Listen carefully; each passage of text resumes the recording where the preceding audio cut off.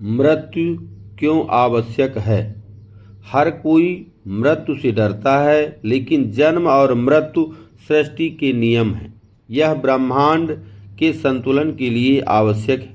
इसके बिना मनुष्य एक दूसरे पर हावी हो जाते हैं।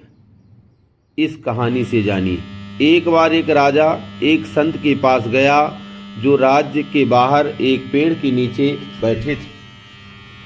राजा ने पूछा, हे स्वामी, क्या कोई औषधि है जो अमरता दे सके? कृपया मुझे बताएं। संत ने कहा, हे राजन, आपके सामने जो 2 पर्वत हैं उन्हें पार कीजिए। वहाँ एक झील मिलेगी, उसका पानी पीने से आप अमर हो जाएंगे। राजा ने पर्वत पार कर झील पाई। जैसे वह पानी पीने को झुके, उन्होंने कराहने की आवाज़ सुनी। आवाज़ का पीछा करने पर उन्होंने एक बूढ़े और कमज़ोर व्यक्ति को दर्द से देखा। राजा ने कारण पूछा तो उस व्यक्ति ने कहा, मैंने इस झील का पानी पी लिया और अमर हो गया। जब मेरी उम्र 100 साल की हुई तो मेरे बेटे ने मुझे घर से निकाल दिया है। मैं 50 साल से यहाँ पड़ा हूँ, बिना किसी देखभाल के। मेरा बेटा मर चुका है और मेरे पोते अब बूढ़े हो चुके हैं। मैंने खाना पीना बंद कर दिया है, फिर भी जीवित हूँ। राजा ने सोचा, बुढ़ापे के साथ अमरता का क्या फ़ायदा? अगर मैं अमरता के साथ यौवन भी प्राप्त कर सकूं तो। राजा वापस संत के पास गए और समाधान पूछा। कृपया मुझे अमरता के साथ यौवन प्राप्त करने का उपाय बतावें। संत ने कहा, झील पर पार करने के बाद आपको एक और पर्वत मिलेगा, उसे पार करिए और एक पेड़ मिलेगा जिस पर पीले फल लगे होंगे। उन फलों में से एक खा लीजिए और आपको अमरता के साथ यौवन भी मिल जाएगा। राजा ने दूसरा पर्वत पार किया और एक पेड़ देखा जिस पर पीले फल लगे थे। जैसे ही उन्होंने फल तोड़ने के लिए हाथ बढ़ाया, उन्हें तेज बहस और लड़ाई की आवाज़ें सुनाई दी। उन्होंने सोचा, इस सुनसान जंगल में कौन झगड़ सकता है?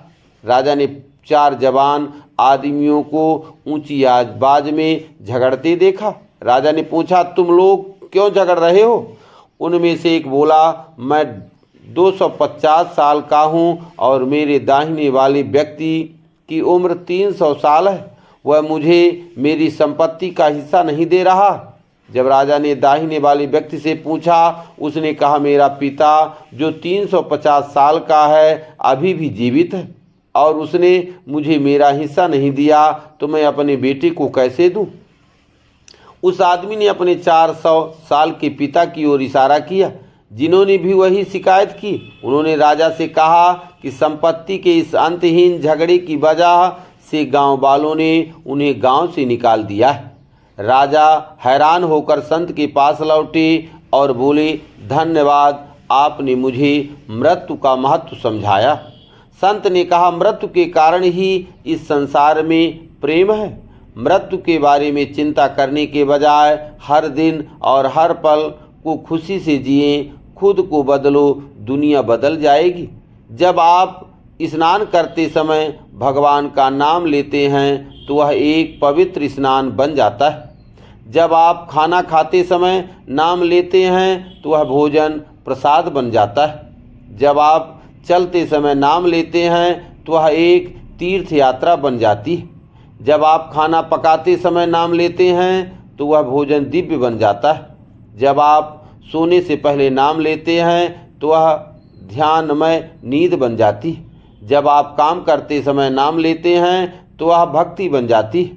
जब आप घर पर में नाम लेते हैं तो वह घर मंदिर बन जाता है।